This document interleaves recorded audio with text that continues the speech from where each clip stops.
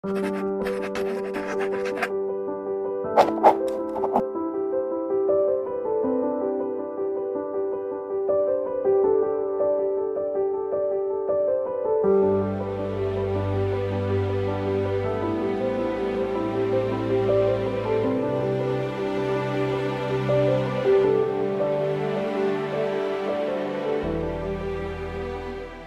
ni, di cyrraedd y Bwthyn bach yn ganol wlad.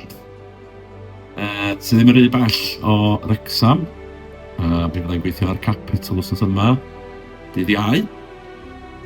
Lle mae wedi bod yn ddolig prysur ofnadwy.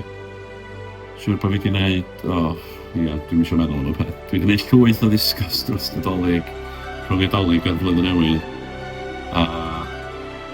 O'n i'n gweithio neithiwr hefyd ac o'n i'n meddwl, wel, am bod fi ffwrdd o adra, be mae'n gwneud rhywbeth neis fel tylu, felly da ni wedi dod i aros i fan hyn, a mae'n fendigedig yma.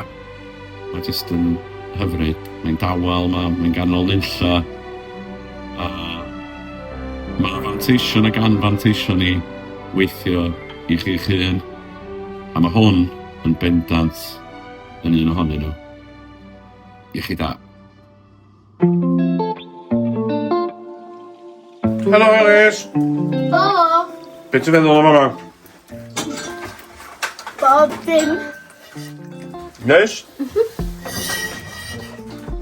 O, beth i'n ofalus o hwnna. Oce.